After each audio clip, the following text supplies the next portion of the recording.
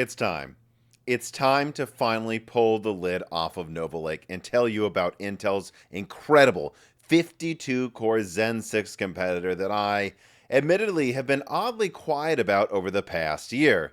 But not without merit, you see.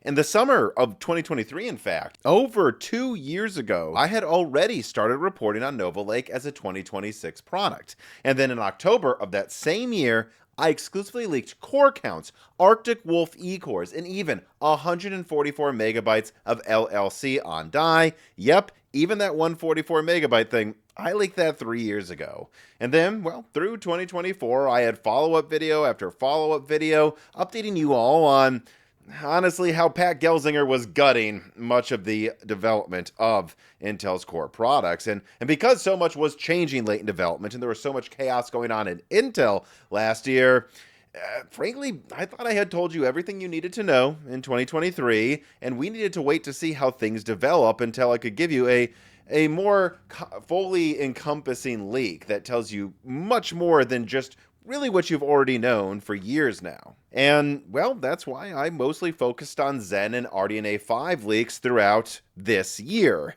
But on the note of RDNA 5 leaks, a big reason I put those ones out recently is because I saw a lot of websites sharing incorrect information about RDNA 5 like they were facts, and thus they needed to be corrected as soon as possible. And yeah, now I've noticed that that's happening again, but with Nova Lake, and so today, let's put a stop to that as well. Like, for example, I've seen people saying that there's going to be 144 megabytes of L3 for the top Nova Lake product. Wrong. It's going to have way more than that to be competitive with Zen 6 in gaming, or at least to try to. Second, I've seen speculation that Nova Lake's design might have rentable units still. No, those are totally dead, thanks to Pat Gelsinger. Another thing, I've also seen people really overestimating and yet fundamentally underestimating the performance of Nova Lake. It really seems like most people who follow PC gaming hardware rumors are either in the camp that Nova Lake's going to blow AMD out of the water because unlimited cores will get you that. And then there's another camp that thinks that Nova Lake is going to be like the death of Intel. And that's just not true. Nova Lake's going to excel at some things, perhaps some things incredibly well, but it's not a silver bullet, although honestly, it's much more exciting than I think most people realize it is. And whether Nova Lake defeats Zen 6 or not next year, genuinely, it seems like Intel is going to pull out all of the stops, besides overdoing it with power consumption, to try and stay competitive with AMD Zen 6. And, just as a teaser, what I'm about to tell you, I think there's a very good reason that AMD is allegedly preparing a new Zen 5 flagship with dual V-cache CCDs. It's because they think they might need that against Intel, who's going to have effectively dual large cache CCDs. That's right. I'm about to leak everything about Nova Lake on desktop, including performance numbers, diagrams of how it works, and even news that LGA 1954, the socket that Nova Lake will use, is going to have much, much better longevity than Intel's previous sockets. But first, an ad from a sponsor. This piece of content is brought to you by ChuteTech and their 15 Ultra power bank. This power bank has top-of-the-line specs with 165 watt input up to 210 watt output through a C1 port with 140 watts output, C2 port with up to 90 watts output, and a USB-A port up to 18 watts output. Meaning, yes, you could charge a handheld, laptop, and a phone all at the same time, and do so knowing that you have a high capacity of charge, not just a fast charge with its 20,000 milliamp battery. But then here's where things get crazy. And it's not its cool looking TFT display that's useful for monitoring how fast things are charging. No. That is cool, but the coolest thing or most unique thing about it is that it has dual input capabilities for up to 165 watts of charging through beast mode. And it actually brought out my inner nerd for a while I messed around seeing if this was really true, and it charged well over 100 watts using two chargers, and I don't think that's just a gimmick. Like, let's say you're leaving for the airport soon, you realize you didn't remember to charge your power bank. And this has happened to me where I'm like, I wanted to work on on my laptop on the plane. I want this power bank close to 100% so that, I know it won't die. With this, you could charge it twice as fast as most power banks with 2 inputs, topping it off in probably just like 10 minutes, depending on what your current charge level was. Or here's another example. I've lost my GAN charger before on a vacation, and then I have to rely on these slow, like 5 to 15 watt airport chargers that are plugged into the walls there. Well, you could plug in 2 USB ports into this charger, and it could kind of operate like you would have had a GAN charger, doubling up the speed of charge, even with a slow charger. So, yeah, I think this is a really unique and interesting power bank. It checks all the premium features, but then it has something that's not just a gimmick that sets it apart from the competition. And so if you want to support this sponsor that supported Moore's Law is Dead, simply just go to Amazon and search for ChewTech if you want to buy one. And yep, thanks to them for supporting this piece of content and also for giving my inner nerd something to mess around with for part of an afternoon. All right, Intel Nova Lake full leak. I'm not going to waste really any time before I go into this, just the usual caveats. I'll tell you what I know for sure, and I have color-coded to things that maybe I know a little less sure or come from less sources than the stuff in the deeper color, in this case because it's Intel being blue. Just know though, everything on here that is in blue comes from a mountain of sources, documentation that I looked through to verify what diagrams should look like and to make sure there's proof of what my sources were telling me. And these people that I talked to have provided me proof that they work at Intel as well. So you can take this stuff to the bank that at a minimum, what you're seeing here is true as of when I'm reporting this. Anyways, though, let's see. So Nova Lake S, which is the desktop Nova Lake going into the new LGA 1954 socket. This will be launching late 2026 with up to 16 Coyote Cove P cores with big last level cache. That's what BLLC is. 32 Arctic Wolf E cores also that can access the big last level cache, and then 4 low power Arctic Wolf E cores for a total of 52 cores, but notably just 52 threads as well. Again, Intel has killed hyperthreading. Everyone's reported on this by now. We, of course, already know that their existing products like Arrow Lake and Lunar Lake don't have hyperthreading, but I did think it was important to highlight that just so everybody understands that when you see like a 24 core from Intel against a 24 core from AMD, that AMD one will actually have double the threads. But anyways, let's continue. So, like I said, BLLC is big last level cache. It is Intel's current answer to Vcache. Now, recently I leaked something called ELLC. This is a 3D stacked last level cache. I am told that due to cost concerns, this is not going to make it into Nova Lake, but they are still planning to stack cache like how AMD does with Titan Lake in the future. I'll mention Titan Lake again, but first let's continue with Nova Lake. So Nova Lake S, again, that's desktop, supports DDR5. Nova Lake U, H, and HX, these are laptop variants. These support DDR5 and LPDDR5X, and they will have CAM support. And then Nova Lake AX, that is, like I'll get to in a second, the Strix Halo competitor that Intel will be bringing in 2027, that uses on-package LPDDR5X. I find that interesting because I would have thought they might have waited for LPDDR6, but not in the documents that I've seen. Now, all planned desktop SKUs in the documents that I've seen, bring them up, mention 150 to 250 watt TDPs. And so while I go through the lineup in a second, understand that I don't know, exactly what that means. Is that like PL2? So like the maximum boost is 250 watt, but then Intel markets it as a 150 watt part. I'm not sure, but just know that that's what's listed right now. So it's not like Intel's planning to go to like 200 watts boosting to 400 watts, at least not officially. Who knows what motherboard makers will do. And then, all right, so top Nova Lake S has 5 tiles, all right?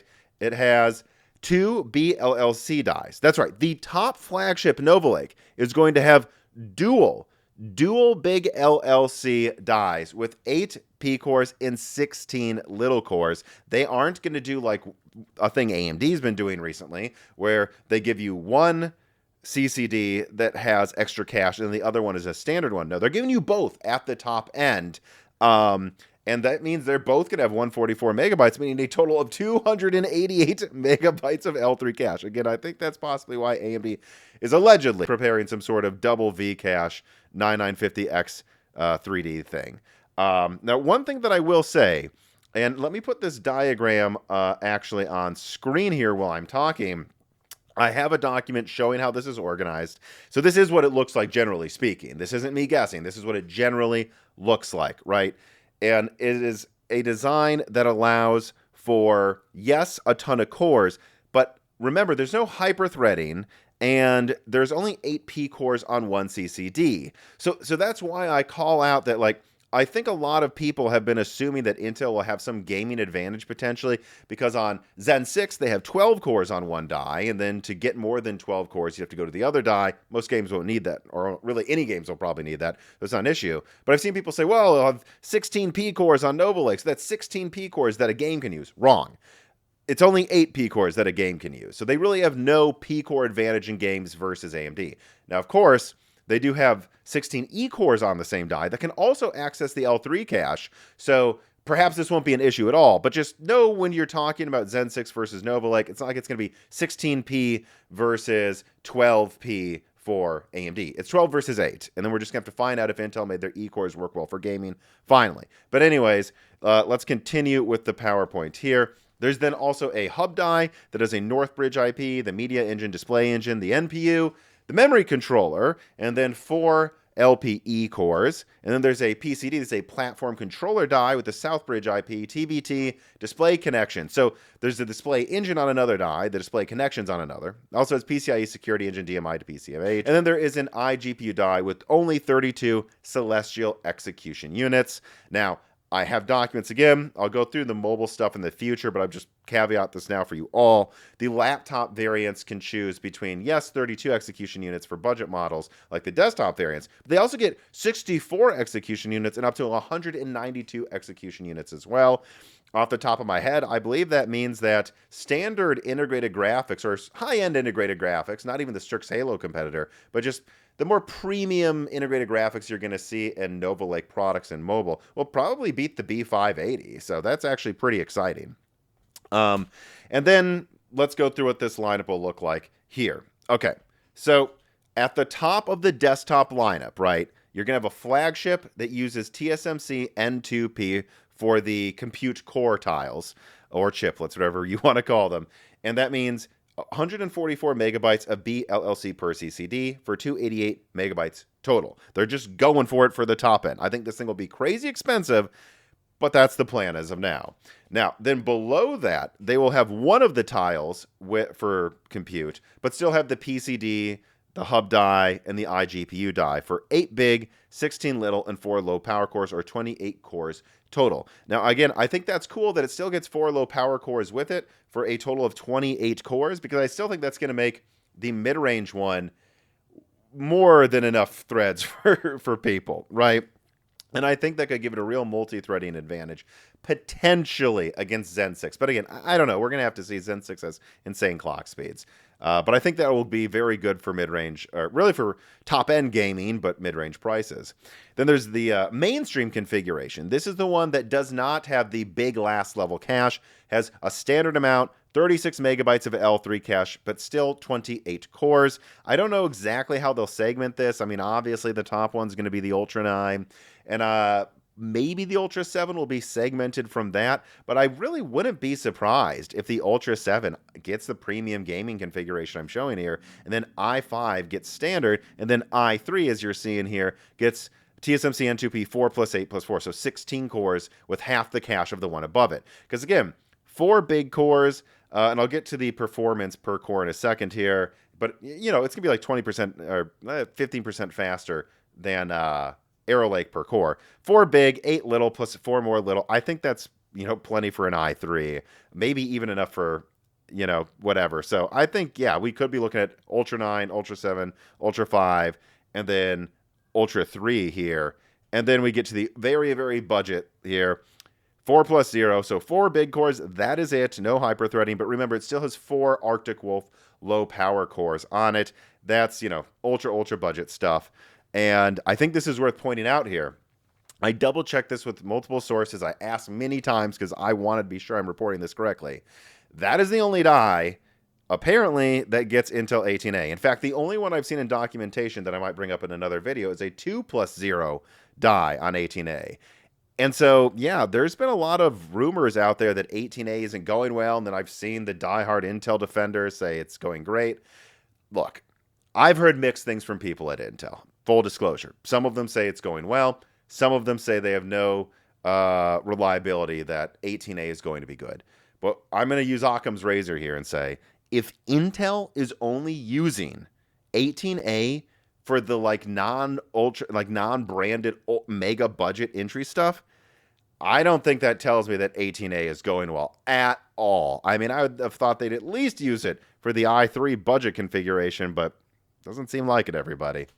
Anyways, let's try to get to some more good news, though, after the bad news. So compared to Arrow Lake, the following performance details are noted in various documents. And I thought about trying to summarize final IPC and extrapolate it from stuff, but, that's blown up in my face before, and frankly, I think it's unnecessary. I have seen multiple docs calling out performance based on simulations, or some of them literally benchmarking some popular AAA games. And so I'm just going to tell you what they say, and then we'll just come to a conclusion at the end of kind of what to expect without trying to, have a galaxy brain take on what this really means. So one document notes that the non-BLLC Nova Lake S is expecting a 16% single threading and 12% multi-threading uplift over Arrow Lake. So that is, of course, here the mainstream configuration. The one that I would suspect is for the Ultra 5s, and it's same core count to same core count, 16% single threading uplift, 12% multi-threading uplift. That's pretty dang good. I would say that's actually as good as Zen 5 over Zen 4, if not better. Actually better when I get to the gaming performance soon. Another doc states that the BLLC, so this is the flagship dies with all of that cache, that's 20% more single threading and 23% more multi-threading as well. Same core count to same core count. So that means I believe the premium gaming configuration, the one that I'm assuming will be used for Ultra 7s, gen over gen, the Ultra 7 might bring 20% more single threading and 23% more multi-threading over Arrow Lake. That is definitely better than what you got from Zen 5 over Zen 4. And that's starting to get close to what you got from Zen 3 to Zen 4. Not quite, but that's still pretty dang nice of an uplift, I think. Now, one simulation showed then, therefore, that the flagship one, right, the flagship single configuration with two of those dies, a ton of cache, has 20% single threading uplift and 80% multi-threading uplift over Arrow Lake. Ladies and gentlemen, that is a Zen 2 level over Zen 1 uplift. And I think that is exactly the type of stuff that Intel needs right now to stay competitive with AMD.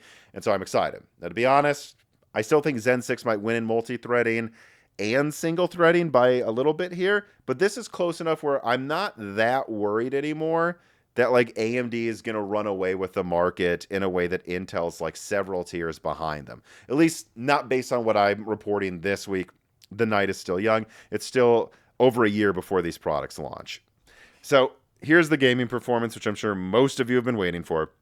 One document mentions that BLLC Nova Lake should outperform Arrow Lake by 30 to 45%, although the standard one was only expected to be 10 to 15%. What does that mean? Well, that means that standard Nova Lake, so the i5 and down, the ones with out all of that last level cache, those models should definitely beat Zen 5 in gaming comfortably, but I do not believe they're going to beat Zen 5 X3D.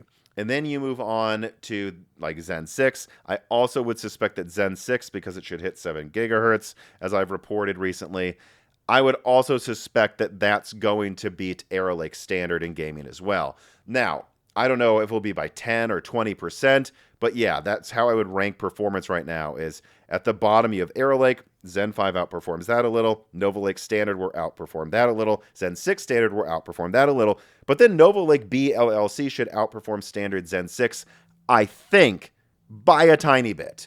But I do believe what we're seeing here is that Vcache Zen 6 is probably still going to beat top Nova Lake in gaming by double digits, although I'm not 100% sure, all right? And that is because of this wild card. There's an APO Plus program that attempts to add another 15 to 25% on top of what I just reported. So maybe instead of 30 to 45%, you'd be looking at something like, I'm not going to do the math exactly, but something like 40 to what would that be, 65% uplift by forcing games to use specialized Intel optimizations and then also swapping out outdated instructions from newer ones in the .exe of the game. Yes, Intel right now apparently is going to game devs and saying, we want you to redo your .exe to use more modern instruction sets and add these optimizations. And the ones that aren't playing ball, and I was told this directly, apparently Intel's considering releasing some sort of program that you can download or is in the Intel drivers where you can like click a button and it will go through all of your .exes in games and rewrite the .exes without the consent of the game devs. I'm not kidding. I pushed back. This is a real program. And if it were to succeed, Intel estimates that they could maybe get to a point where they are competitive with Zen 6 X3D in gaming, or at least close enough where they're not blown out of the water.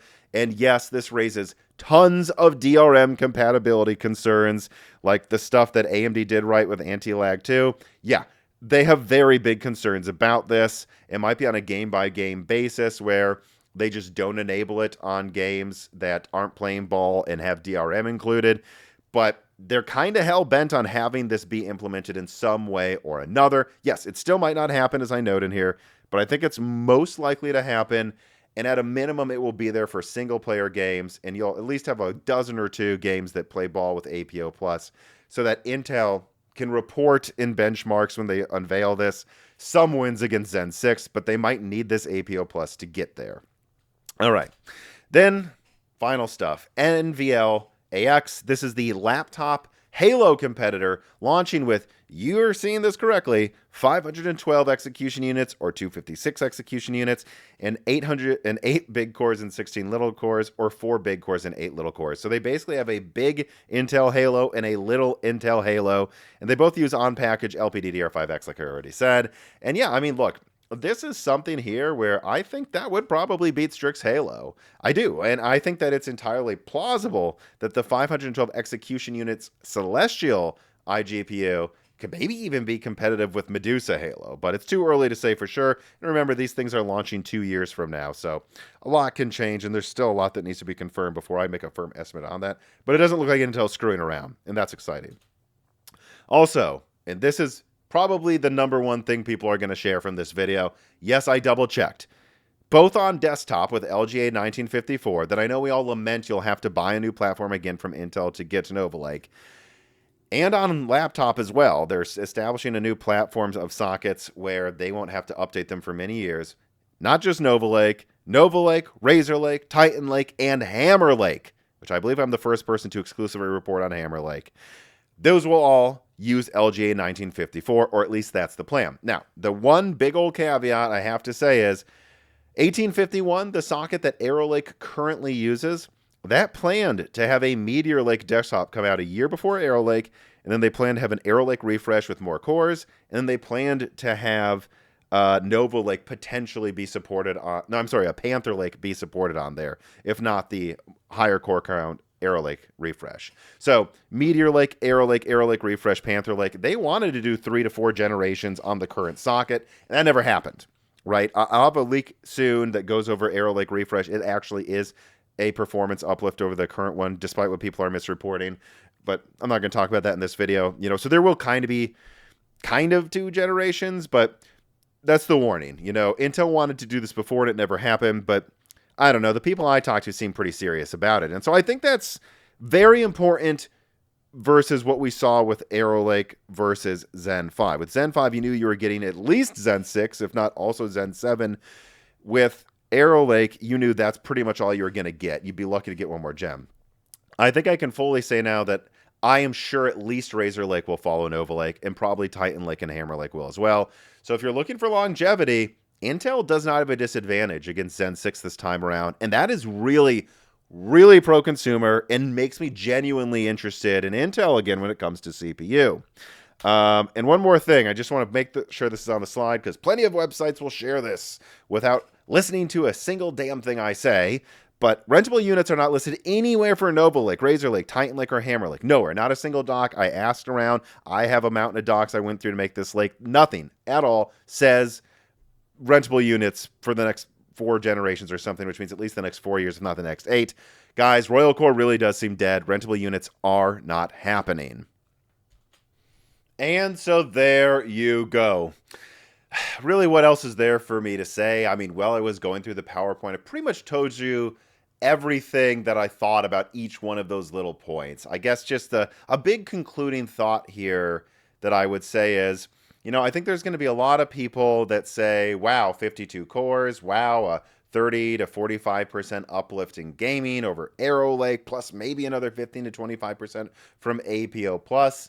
It looks like AMD's screwed. And I would first I would plug a video I recently did where I gave Nova Lake the benefit of the doubt. And I actually already knew a lot of the information in this leak that you're seeing today. I just hadn't shared it yet. And I pretty much just gave Intel the best case scenario. And even then, it seemed like Zen 6 and Nova Lake would be close. So don't forget the little caveats here about Zen 6, that it might have over a 20% uplift in clock speed in addition to IPC, in addition to a new low latency system with a pile of cache added on top. I really think that they're probably going to be at best for Intel close in performance. And despite having only 24 cores, I think Zen 6 could actually win multi-threading if they can get all 24 cores boosting above 6 gigahertz, because I do not believe Nova Lake's going to have remotely the same clock speeds that Zen 6 has. At least not now.